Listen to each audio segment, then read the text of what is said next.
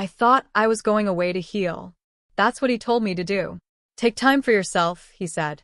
Clear your mind. Reset. His voice was warm, but there was something rehearsed about it. Too gentle. Too polished. I'd just come out of surgery, and the stress of recovery had made me question everything. But not him.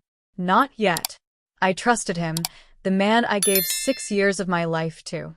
I packed my suitcase like a good wife, kissed him goodbye like a blind woman, and then I boarded the plane halfway.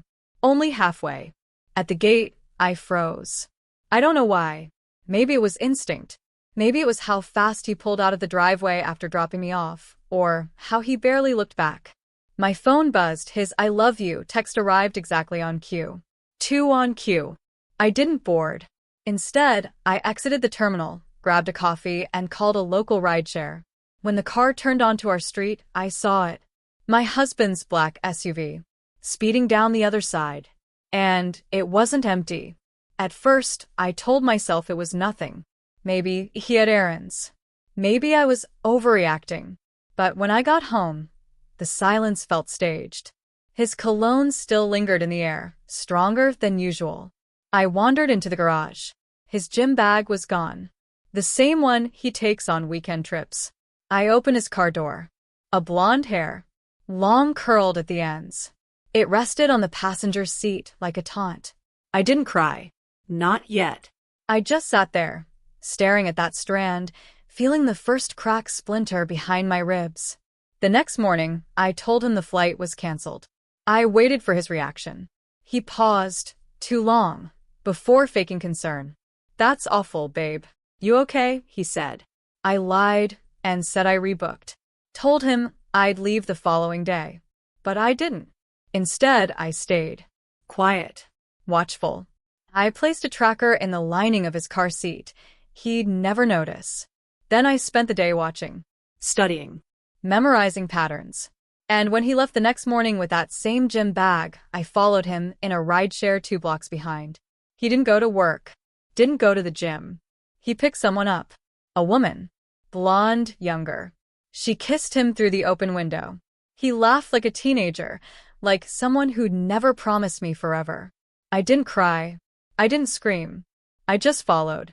Watched them check into a lakeside Airbnb an hour out. He carried 2 bags. Hers and his. My gut twisted. I went home. And I planned. Not for a confrontation. For something colder. More permanent. You see, he thought I was traveling again next week. So I gave him what he wanted. Almost. The next Friday, I kissed him goodbye like nothing was wrong. Flights in 2 hours, I smiled. He kissed my forehead and told me to stay safe. I waved from the curb. He didn't know I never even packed. Instead, I circled back, snuck through the back gate and into the garage. I climbed into the back of his SUV and laid flat under a dark blanket I'd hidden the day before. My heart was pounding, hands numb. But I didn't move, didn't make a sound, because this time I needed to hear the truth, unfiltered. When he got in, the car smelled like him. Too familiar. He hummed. Called someone. Her. Said, on my way. 10 minutes later, she got in. Her voice was higher than mine. Too cheerful. She joked about me being out of the picture and called shotgun before giggling. Then I heard him say it. Just a few more days, and she'll be gone for good. My stomach dropped. You're sure the insurance is active? She asked. Yep. Triple payout if it's an accident, he said. She laughed. He didn't. That silence was louder than anything I'd heard before.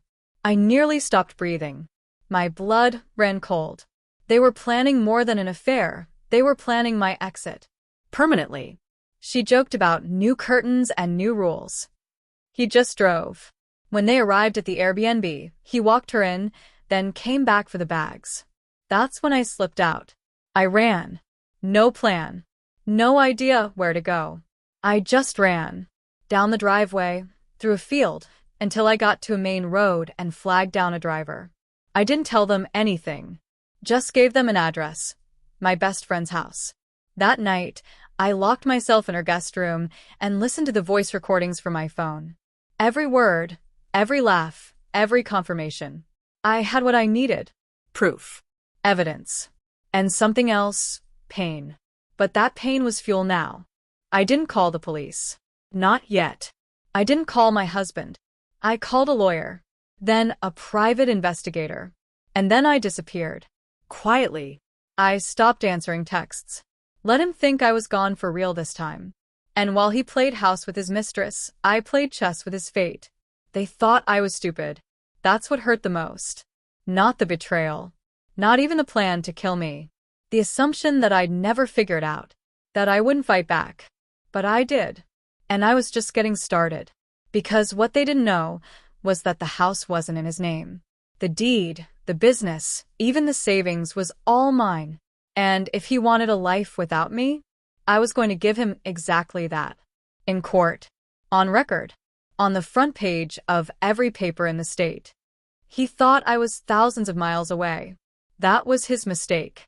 The second he kissed her, the second she slid into the passenger seat laughing like a thief, it was sealed. I had crawled into the back of that car knowing I might not be ready for what I'd hear. But nothing prepared me for the truth. It was colder than I expected. Methodical. Practiced. Not the chaotic heat of an affair, no. This was planned.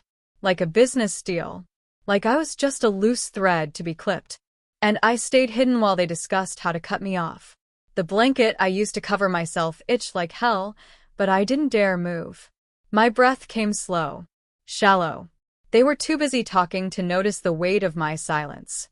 She's not even suspicious, he said, his voice smug. I've been setting this up for months. She giggled. That fake baby voice nonsense. She's always so proper. Bet she never even saw it coming. He hummed in agreement. I told her to go to that retreat, remember? I knew she would. She listens to everything I say. I bit my cheek until I tasted blood. They weren't even discreet. Every mile they drove was laced with little confessions. How long it had been going on. How they'd meet when I thought he was at the gym. How she'd sneak into my house when I was out running errands. Did you see her face when she opened that fake flight confirmation? She laughed. Like a lost puppy. And then she asked it. The question that made my spine go stiff. You sure the cabin's safe? He nodded.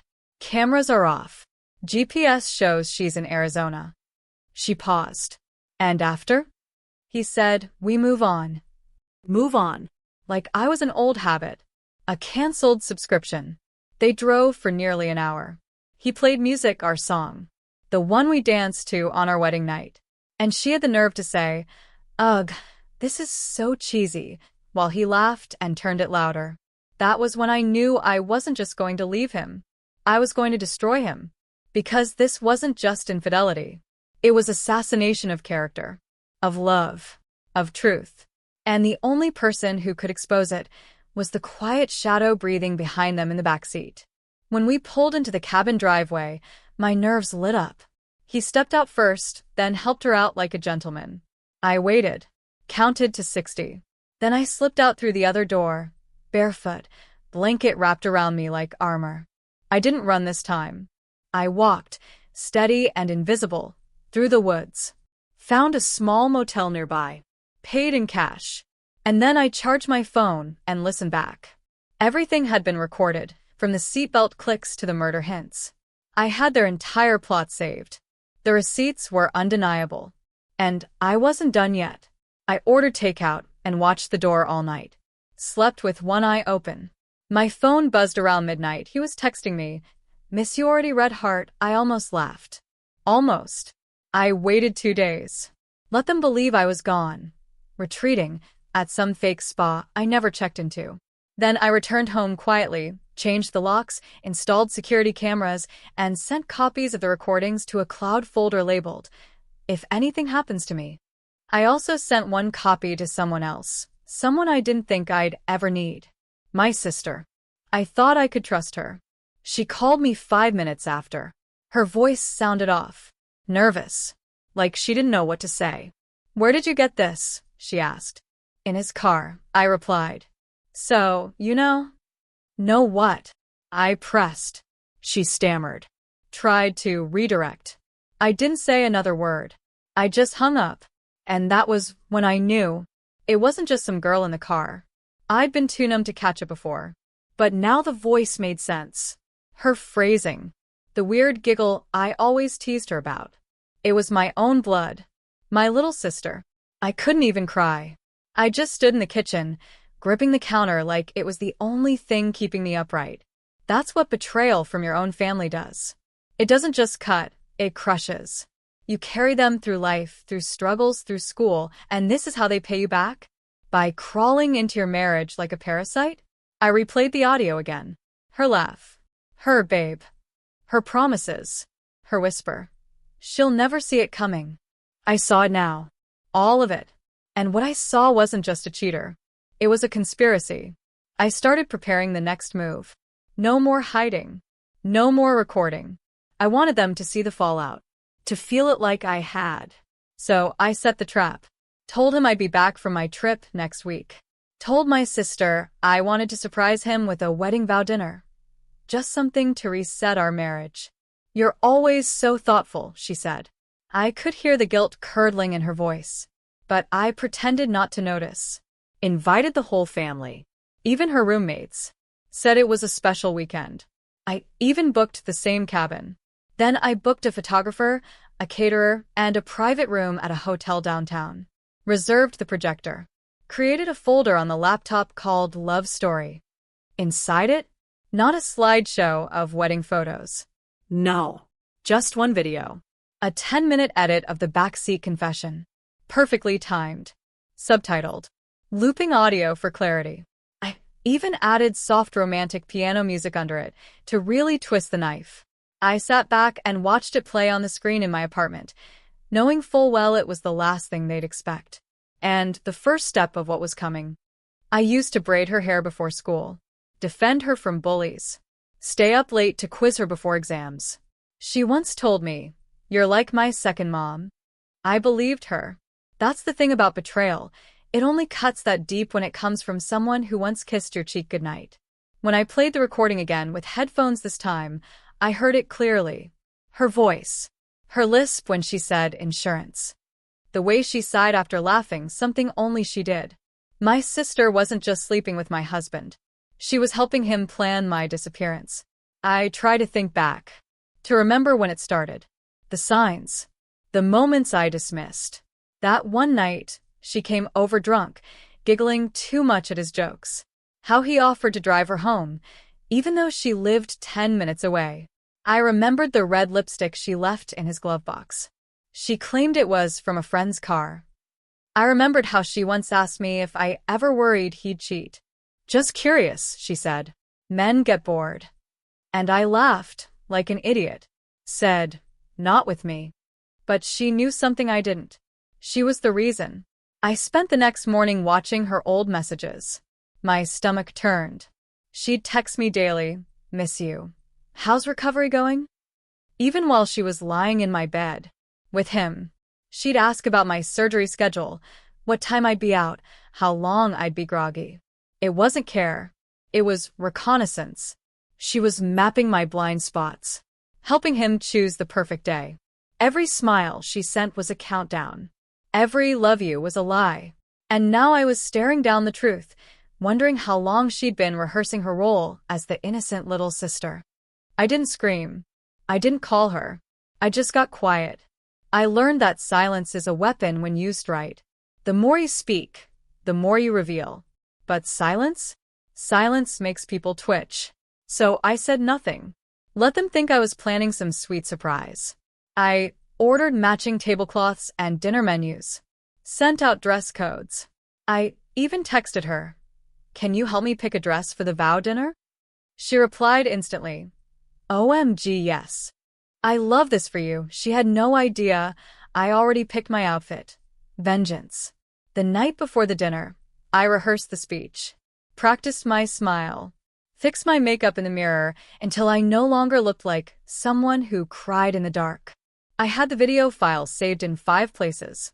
I had a burner phone synced to the hotel's Bluetooth screen. I left nothing to chance. And yet I knew something might still go wrong. So I prayed. Not for them. For me. That I wouldn't shake. That I wouldn't flinch. That when the world cracked open tomorrow night, I would stand on the edge and not fall in. The dinner started beautifully. My husband kissed my cheek like he hadn't planned to murder me. My sister walked in late, wearing the same perfume I introduced her to last year. She hugged me tight, whispered, "So proud of you." I wanted to throw up, but I smiled, toasted with champagne, told our guests we had a short surprise before dessert. A tribute, I said, to love, to trust. The lights dimmed, the music started, and the screen flickered to life. They were still laughing when the audio played. The moment their voices echoed through the room, everything froze. My mother gasped. My father stood up so fast his chair tipped backward. My sister clutched her wine glass like it could save her. It didn't. It shattered against the floor. My husband, he just went pale. I didn't blink. I didn't cry. I watched them, the same way they watched me disappear behind their backs. Just a few more days, her voice whispered from the speakers. She'll never see it coming. The room was silent. My sister looked at me like a ghost.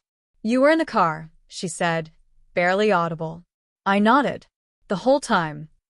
She tried to speak, but nothing came out. My husband took a step forward. Baby, I raised one hand. Don't. His mouth closed. I turned to the guests. This was never a vow renewal. It was a funeral. For the lies. I walked out before dessert. Drove home in silence. I'd already packed his things in boxes on the porch. Changed the locks. The divorce papers would be on his desk by morning. My lawyer had everything. The audio. The texts. The insurance records. Attempted murder doesn't sit well with juries, especially when it comes with a playlist. That night, my sister texted me. One line. I didn't mean for it to go that far. I stared at it for a long time. Then I typed. You braided my hair. I defended you. You chose him. And then I blocked her. I deleted old pictures. Scrubbed our group chats. Erased her birthday from my calendar. My family was shattered, yes, but I was still standing. Still breathing. And now I was free. Sometimes revenge isn't fire. Sometimes it's ice. Still. Controlled. Surgical. I wasn't his wife anymore. I wasn't her sister. I was my own witness. And I remembered everything. The papers were filed. Charges were pending. Their lives were imploding, but I didn't watch. I booked a one-way ticket to Spain. Posted a photo on Instagram. Sunglasses, ocean, silence. The caption read, Healing isn't loud, but it leaves a scar they'll never forget. The comments were filled with hearts, but they had no idea that I was never the one who needed saving. I was the one who set the trap, and they stepped into it together. Everyone called it beautiful. The lighting, the setup, the subtle gold accents, candles flickering like secrets across the long table. My husband smiled like the man I married. My sister walked in wearing white. Not cream, not champagne. White. Like she didn't already ruin a wedding.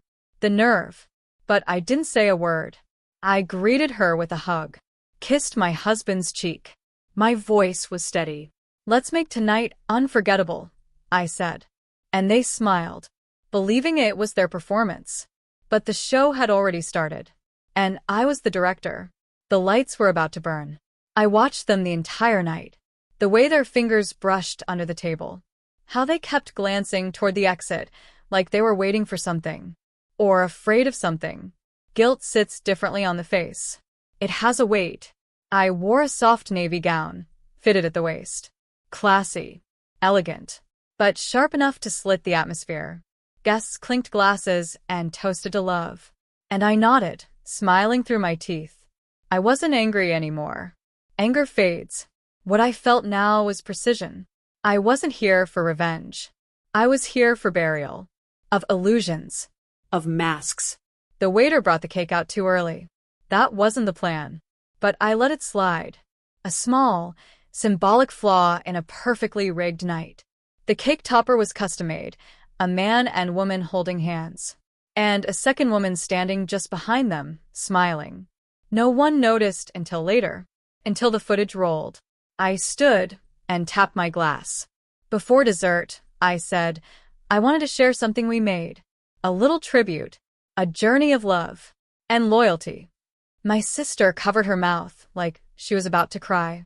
She thought it was about her. Oh, it was. The lights dimmed. The screen flickered. At first, soft piano music played. A collage of photos faded in our wedding, family dinners, holiday mornings. Their faces softened. My husband reached for my hand. My sister blinked back tears. And then it cut. The screen turned black. And her voice played. She won't see it coming. Laughter. His voice next. GPS says she's in Arizona. Her again. We'll be moved in before anyone notices. The room shattered in slow motion. Chairs creaked. Glasses trembled. My mother whispered a prayer. My father stood frozen. And on screen, my sister's voice laughed again. She gasped. What is this? My husband said my name like a warning. I turned around slowly, looked each of them in the eye. This, I said, is my exit interview. My sister stood. You don't understand. I cut her off. Oh, I understand. I understood in the back of his car. I understood in that cabin. I understood when you wore my perfume into my bed. Gasps spread across the room like fire. She looked at our parents. I never meant. Dad didn't even look at her. He said only one word. Leave. My husband tried to speak next. It's not what it sounds like. I laughed, cold. Precise. You tried to kill me for money, I said.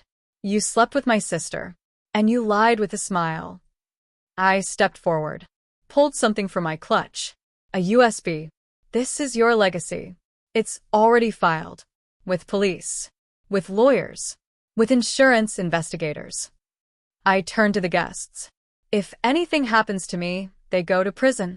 If they breathe wrong, they're done. I didn't scream. I didn't cry. I ended it like a CEO closing a hostile merger. No emotion. Just power. The room cleared fast. Guests scattered. My mother took my hand but said nothing.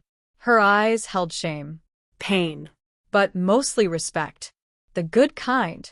I left them both there, sister and husband, drowning in silence. Outside, I called the driver I'd scheduled. Right on time. I didn't look back. I didn't need to. I delivered the blow. Now the wounds were theirs to carry. When I got home, his suitcase was already on the porch. Locks changed. Account passwords reset. Every shared item canceled or transferred. My lawyer had moved faster than grief. And so had I. That night, I lit a candle in the kitchen. Not for romance. For ritual. I burned a photo, one of the three of us at Christmas. My husband in the middle. My sister laughing. Me smiling blind. The edges curled and blackened until they disappeared. I whispered, no more. Not for him. Not for her. For me. The weight that left my body wasn't sorrow. It was space. Clean space. The kind you get after clearing rot from the walls. I didn't post about the dinner. I didn't make a scene online. I didn't have to. The fallout was already coming. Word spread within hours. My sister's friends dropped her. Her scholarship was reassessed. My husband's company placed him on indefinite leave. The insurance claim was frozen. And me? I had new flowers delivered to my office. Fresh lilies. With a note I wrote myself. You survived them. Now become someone they'll never recover from. People asked if I'd go back to court. If I'd sue. If I'd press charges. I said nothing. Because sometimes the best punishment is letting them rot in the silence of what they did. And knowing that I'm free while they burn. I didn't sleep much that night. Not from pain. From adrenaline. I was finally awake. The next morning, I stood in the mirror and saw someone I hadn't seen in years. Not a wife. Not a sister. A woman. A survivor. A force. I picked up my phone, took a photo, and posted it without a caption. I didn't need one. But if I had, it would have said, I buried them in front of everyone they lied to. And I didn't even raise my voice. He stormed up the porch the next morning like he had any rights left. Open the door, he shouted. We need to talk. I watched from upstairs, sipping tea. Calm. He had no idea. His name wasn't on the house. Never had been. My father gifted it to me in trust. Quietly. Years ago. Just in case, he said. I never thought I'd need that safety net. But now it was my fortress. I didn't come down. He banged again, louder, until a voice behind him said, Sir, please step back. Security. My lawyer had arranged it that morning. He left with threats and profanity, muttering about how I ruined his life. But the irony? He tried to ruin mine first. He wasn't sorry. He was caught. And now that the fantasy had crumbled, he was just a man on the sidewalk, jobless, homeless, powerless. I stood in the foyer as the locksmith finished the final door. No one gets in without your say, he said. And I nodded. Finally. Control. The house was mine. The air cleared. The ghosts gone. Only the scars remained, and those I carried like medals. My sister tried calling that afternoon. 6 times. The last message she left was just 4 words. You were my home. And maybe once I was. But she turned that home into a crime scene. Not just legally. Emotionally. The betrayal wasn't just the affair. It was the manipulation. The daily performance. The way she used my trust like currency to buy time with him. So I never called back. Not to scream. Not to forgive. She chose him. Now she could live with him. On the curb of everything she lost. That weekend I packed a bag. Nothing heavy. Just sundresses, 2 books, and peace. I booked a flight to Greece. Not to run. To reclaim. To touch parts of the world I'd forgotten. The parts of me I'd abandoned. At the airport, a woman complimented my dress. Said I looked light. I smiled. That's what happens when you drop dead weight. The kind with teeth. The kind with your last name. I didn't look back at the boarding gate. Didn't flinch. I left more than a country. I left the girl who once begged to be loved by cowards. In Mykonos, I found silence. Not the lonely kind. The healing kind. I swam every morning. Wrote every evening. One afternoon, I opened my email. A message from my lawyer. Subject line. Case closed. Inside was a summary. Attempted fraud. Admissible recordings. He lost everything. She folded under questioning. I didn't need to attend. The evidence spoke louder than I ever could. And now I was more than free. I was untouchable. The tabloids ran with it. Wife outs cheating husband and sister in vow ceremony meltdown. Murder plot turned backseat confession. Insurance scheme foiled by wife's hidden recordings. I didn't respond to reporters. Didn't post a statement. But I did post one photo. Me. Beachside. Holding a cocktail. Wearing the same sunglasses my sister once borrowed and never returned. The caption? Life insurance doesn't cover karma. It went viral in 3 hours. My ex tried reaching out once more. Through a burner number. Said he needed closure. Closure? Closure is what he planned to do to me. Now, he wanted conversation? I blocked it. Let him spiral. Some people don't deserve closure. They deserve silence. That's what I gave him. And he'll hear it louder than any scream I could have ever given. Months passed. I moved to a new city. Started consulting again. Started living again. The woman I used to be would have never survived this. But the woman I became? She was born in fire. Made of steel and silence. She keeps her circle small. Her standards high. And her eyes always open. Sometimes people ask how I did it. How I stayed so composed. I tell them the truth. I wasn't always. But I didn't let their betrayal become my identity. I didn't let their plan become my ending. I just sat quietly in the back seat, listened, and then rewrote the story. This time, with me at the wheel. Because I may not have been on the lease. But the deed was always mine.